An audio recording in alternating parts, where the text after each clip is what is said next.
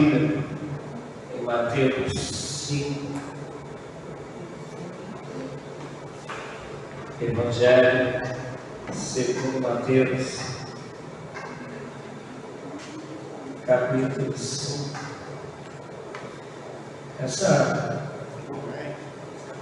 mensagem, ela nasceu, digamos assim, eu quero crer em mim, devido a uma conversa que eu tive anteontem e outra que eu tive ontem com pessoas distintas, e algo que eu creio que move meu coração desde sempre. Quando eu me converti, pela graça e misericórdia de Deus, no meu primeiro ano, eu pude ser agraciado por Deus para levar 46 pessoas a Cristo, para congregar na igreja onde eu congregava.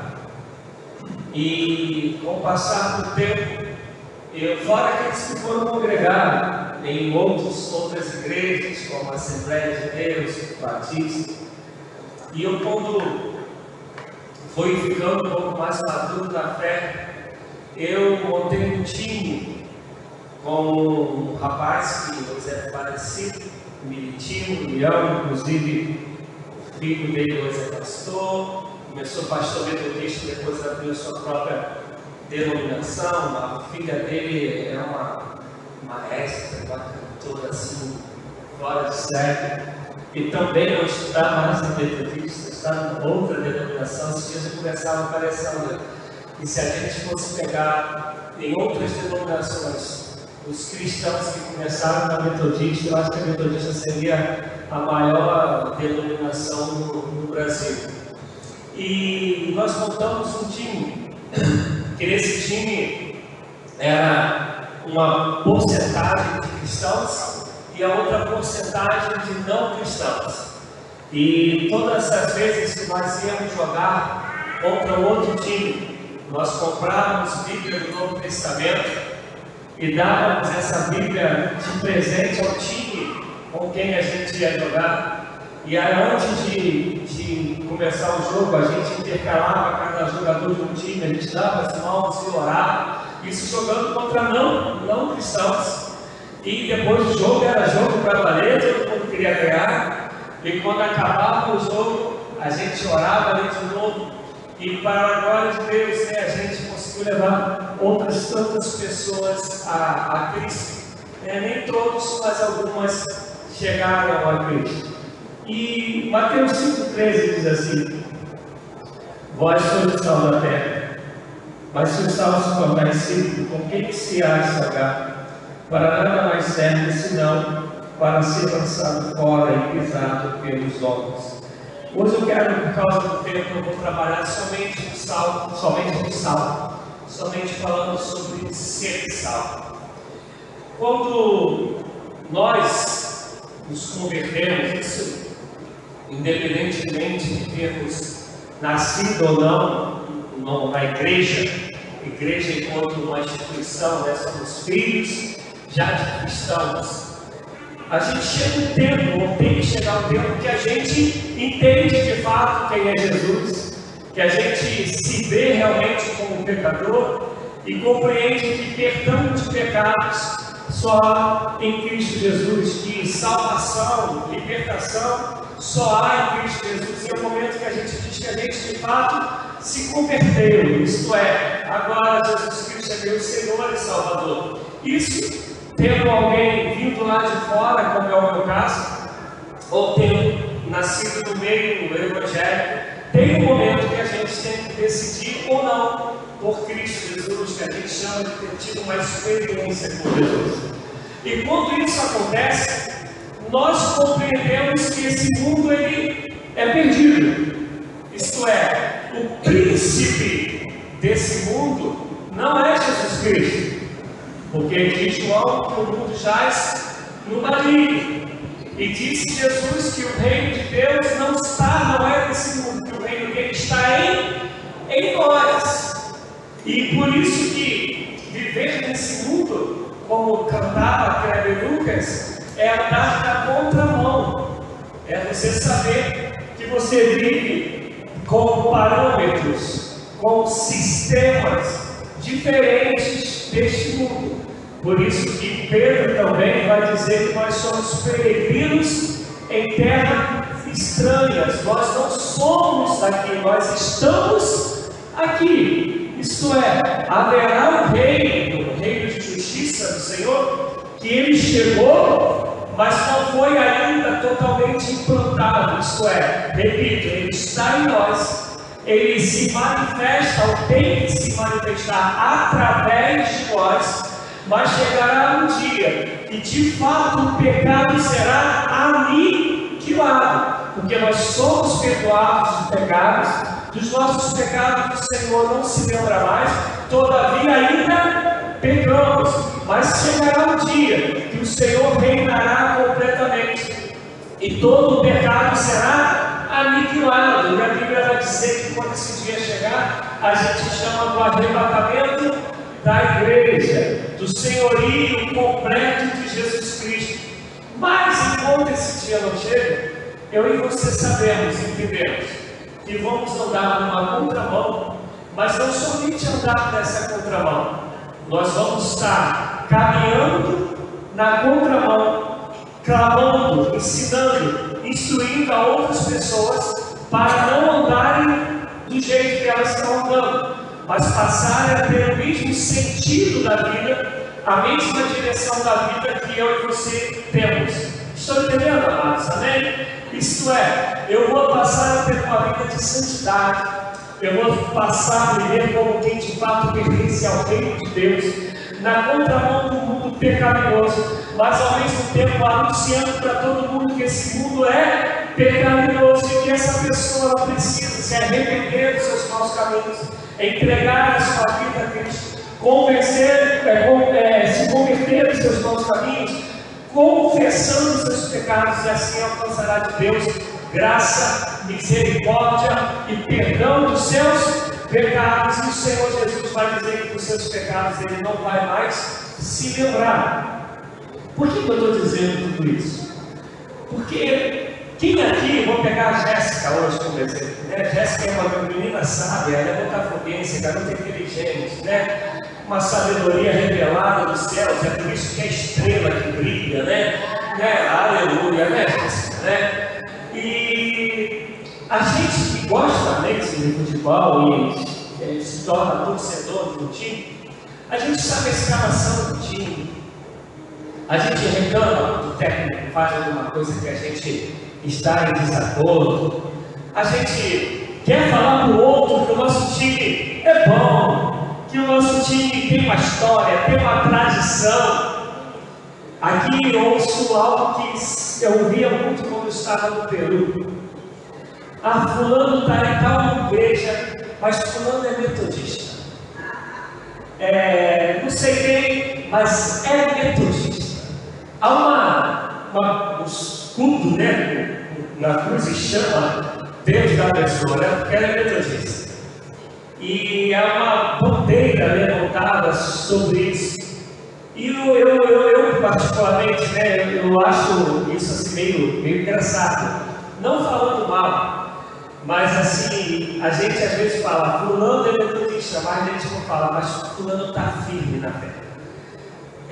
Fulano tem dado bom testemunho de Jesus. Fulano tem sido pescadores de homens. Fulano tem sido fazedora de discípulos. Não, que a gente mas fulano ou fulano é metodista. Estou falando mal sobre ser metodista? Não é isso. É que eu estou querendo dizer que nosso reconhecimento não tem que ser pela denominação que a gente serve. O nosso reconhecimento tem um sobrinho, a gente vai comprar camisa, a gente vai fazer um monte de coisa lá em casa, morando próximo dos meus sogros. Meu sogro é flamenguista e é de verdade, flamenguista de verdade, mas eu creio na recuperação dele antes dele partir. A minha sogra é um pouquinho, e minha esposa só é de falar que é. E os meus filhos nasceram. E ela está ali de testemunha. Ela fala: se você não virar flamenguista, eu não vou mais te dar uma madeira, não vou te dar mais carro. Eu nunca falei nada disso, nada.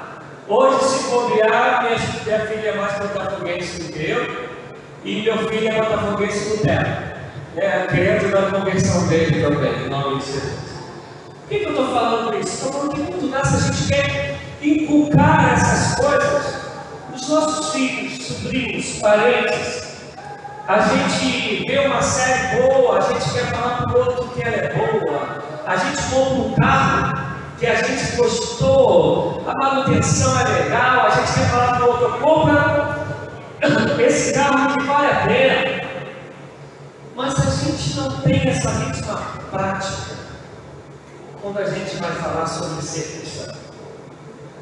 A gente não tem essa sede e fome de falar de Jesus para os outros, de querer inculcar na cabeça dos outros que só Jesus dá vida eterna, de que só Jesus é caminho, verdade e vida, que ninguém vai ao Pai se não for por Ele.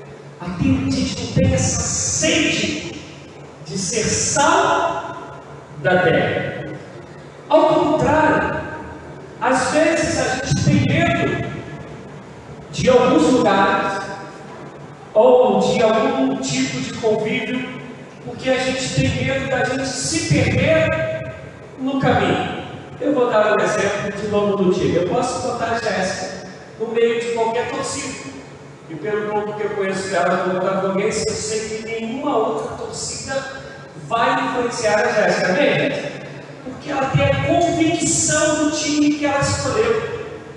Nós, enquanto cristãos, às vezes temos medo de estar em algumas situações, porque a gente tem medo da gente se perder, da gente falhar, da gente cair, da gente errar, da gente sucumbir à tentação. Tem um filme antigo, muito antigo, mais ou menos da época da Rita.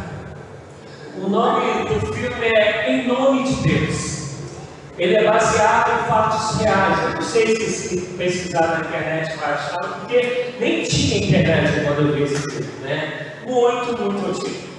E ele é uma história verídica de um homem que era um homem, estava caminhando para ser, se não me engano, era um monge ou para ser padre, não lembro direito, isso é muito antigo.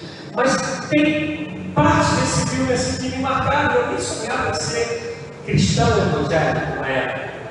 Que tem os garotos que são alunos, mas são tudo ainda adolescentes, jovens, e que ficam impressionados com a vida de devoção, de santidade desse homem, e eles querem fazer esse homem errar, fazer esse homem pecar. Eles falam: não é possível, vamos fazer uma pegadinha com ele. E chega um determinado momento que eles contratam uma prostituta e colocam lá no quarto do rapaz e a deixam já nua, para que ele possa cair, possa sucumbir. E o cara dorme e acorda sem tocar um dedinho naquela menina. E os jovens juvenis passam a noite toda esperando o momento que ele fosse ceder. E ele não cede em nenhum momento. Por que eu estou contando isso?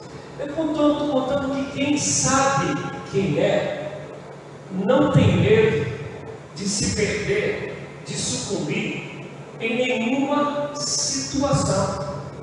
Quem sabe que é em Cristo Jesus, não é influenciado, se torna influenciador. Você vai olhar para a vida de Jesus, todas as pessoas que Jesus tocou no sentido de estar junto, de conviver, tem um antes e um depois.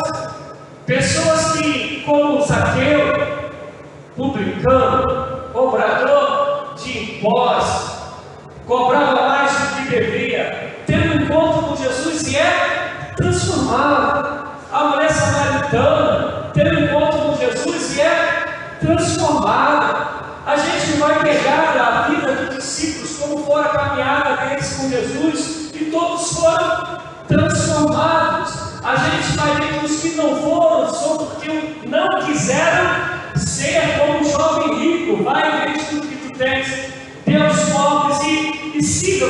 Mas em Cristo Jesus nunca teve qualquer tipo de temor de sucumbir à tentação. Inclusive, Jesus, quando ele sabe a furada que vai ser o sofrimento da cruz, ele fala: Pai, se possível for, passa de mim esse cálice, mas que seja feita a tua vontade. Mas talvez tu diga: mas pastor, só está falando de Jesus. E como o tempo na escola dominical é menor, mas se a gente for falar de Paulo, Paulo chega em Atenas, um lugar que a filosofia reina, um lugar que prostituição, homossexualismo é a marca do lugar. Deuses para tudo quanto é lado. Mas tem uma estátua lá ao Deus desconhecido, e ele diz: é sobre esse Deus que vocês adoram sem conhecer que eu vou falar. Momento nenhum a preocupação dele de se perder, de se cobrir, porque ele é sal da terra. Ele não é sal dentro do saleiro, ele é sal do lado de fora do saleiro, porque sal, se ficar guardado em pedra, ele sai muito docinho e para nada mais presta. Ele tem que ser jogado fora. Sal é para ser usado, e para ser usado naquilo que é totalmente diferente dele. Tu vais pegar o sal e vai fazer aquela. Eu fui lá no Rio, e meu pai sabe que eu sou totalmente apaixonado pelo feijão dele. E eu cheguei, nós chegamos na segunda, meu pai faz uma feijoada que eu posso, já comi feijoada em tudo quanto é lugar. Nenhuma feijoada é igual do meu pai. A feijoada do meu pai é fora da curva.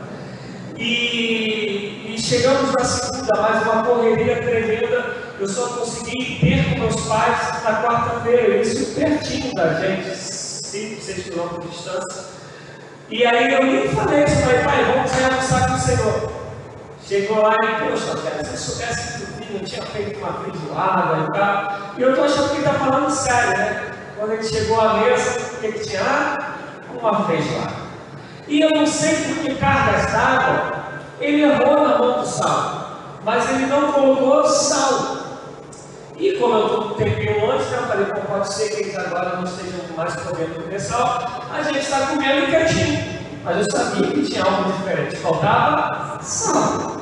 Aí quando ele sentou à mesa e foi comer, ele: poxa, a feijoada está sem sal e vocês não me falaram nada. Aí eu fui explicar: pai, eu não sei para mim, eu queria dizer, não acredito nisso. Por que eu estou contando isso? Tinha tudo lá, tudo, só não tinha. E você logo percebe que não tem sal, o sabor não sai, o negócio fica diferenciado.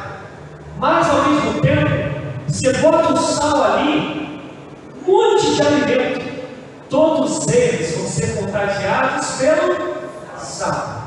Mas o sal ele não perde o sabor? Nunca. Porque o sal foi chamado para estar no meio daquilo que é diferente e não perder a sua essência, não perder o seu sabor. Antes, transformar onde ele é lançado. Porque se ele não fizer isso, ele para nada mais presta. Nós somos cristãos que não temos a convicção da nossa fé, e por isso muitas das vezes temos medo de estar em alguns lugares, temos medo de conviver com alguns tipos de pessoas. Eu já não sei se foi aqui que eu contei a isso, ou se foi na outra igreja. Eu era novo convertido, não tão novo. Eu comecei a namorar nessa época, eu tinha 6 anos já de evangelho, então não era tão novo. Eu estava desempregado, e na época eu trabalhava de promotor de vendas, e eu fui chamado para um emprego que, embora fosse, acho que era temporário, não lembro mais, que eu ia trabalhar numa tabacaria. E a Alessandra foi, né, isso não é de Deus. Como você, cristão, vai trabalhar numa tabacaria? E eu não fui. falei, poxa, não é ambiente mesmo, e não fui trabalhar. Hoje eu me arrependo amargamente. Eu tinha que ter ido. Eu tinha que estar no meio de que a luz não estava. Eu tinha que estar ali para ser sal no meio do monte de tabaco. Eu tinha que fazer o pessoal comprar um negócio e levar para casa o gosto de sal de Cristo Jesus, de sal da terra daquilo. Porque sou eu que tenho que transformar o ambiente. É a treva que tem que saber, a luz chegou. Não é o contrário. E a gente tem medo. A gente fala, não, ali no ambiente para crente. No ambiente, se você for compactuar naquilo. Mas talvez seja um ambiente para você ser salvo da terra. No estudo de sexta-feira, a gente começou com Jesus saindo de Cesareia, de Jerusalém, para ir para Cesareia de Filipe, para ir para um lugar pagão, um lugar totalmente perdido. E num lugar pagão, cheio de idolatria, que vem as revelações que dizem que eu sou, tu és o Cristo, o enviado, o Messias, o ungido, o Filho do Deus vivo. Muito bem, é sobre essa pedra que edificarei a minha igreja, e as portas do inferno da questão, elas não prevalecerão, porque a igreja chegou. Te dou autoridade para ligar e para te ligar, porque tu és sal da terra, tu és para dar bom gosto nessa falta de sabor gostoso que esse mundo vive. É você que vai dar o paladar da salvação para esse mundo, é você que vai dar o gosto da razão de viver e viver com alegria, tendo vida em abundância. É com você que Deus conta, é comigo. Mas a gente corre disso. A gente foge disso. Porque na verdade a gente não tem a paixão por Jesus como a Jéssica tem pelo Botafogo, como aqueles que gostam de tal tipo de carro tem pelo carro, e qualquer outro exemplo, como o William tem pelo violão. A gente podia dar qualquer outro exemplo. Porque o dia que a gente for de fato arrebatado pelo amor de Deus, amado, onde cheio de chegar, a gente vai fazer o lugar estremecer. O sabor de Deus tem que ficar impactado naquele lugar. E é por isso que Jesus fala, como o Pai me enviou, eu fui servir. E como o Filho me enviou, eu fui servir. Gente, eu vou falar assim, correndo o risco de errar, mas ao mesmo tempo sem medo de errar. Eu fui policial militar no estado do Rio de Janeiro e agradeço muito a Deus, pelo tempo que assisti, pelo sustento que levei para a minha família. Eu comentei, já contava com algumas pessoas, eu nunca tive salário de igreja, porque eu não achava justo. Era policial militar, sempre vendia outras coisas junto com a polícia militar. Minha esposa é funcionária pública, então salário mesmo a você vai ter tanto por mês. Eu nunca tive, porque eu nunca achei que fosse correto. E quanto policial militar, eu vendi descartáveis, eu vendi sapatos femininos, eu vendi sacolas, e meu Deus, já cheguei expectando. Mas quando eu estive na polícia militar, eu posso te dizer que eu não conheço nenhum lugar onde você vê tanta coisas das trevas como na polícia militar. O que você pensar de loucura tem na polícia militar. Ou a polícia militar vai te dar facilidade de viver. De tudo que você quiser pensar, tudo lá tem. Daquele meio tem. Mas também tem o povo de Deus, tem gente boa. E dentro da polícia militar eu ouvia dos amigos dizerem, amigos não cristãos, isso aqui não é para tu, rapaz. Você tem que estar naquilo que você faz bem, você tem que ser pastor, tem que viver para isso. Hoje eu tenho coronéis que são meus filhos na fé. Eu tenho sargentos que são meus filhos na fé. E um tempo atrás, eu já falei para vocês que o banheiro é um lugar onde eu mais gosto de orar, de falar com Deus. E eu estava no banheiro e recebi uma mensagem de Robson Carvalho, que a gente chama de Carvalho. Carvalho era um tempo assim, não era um alcoólatra, mas gostava muito de beber. E quando eu era recruta, quando eu estava na formação, eu chegava a ser, éramos 51 homens, 50 eu conseguia reunir, só um que não participava. E eu dava uma palavra e orava por eles, todos os dias. O dia que por acaso eu chegava atrasado, como aconteceu poucas vezes, mas aconteceu, e que não dava tempo de fazer isso, eu lembro de uma vez o Gregório, no meio da aula, com o Major Veloso, que hoje é coronel, já está reformado, hoje é cristão, e aí a história dele eu deixo para contar no outro dia, porque já deu 10 horas, mas ele levantou e falou assim, o Gregório, você é Major?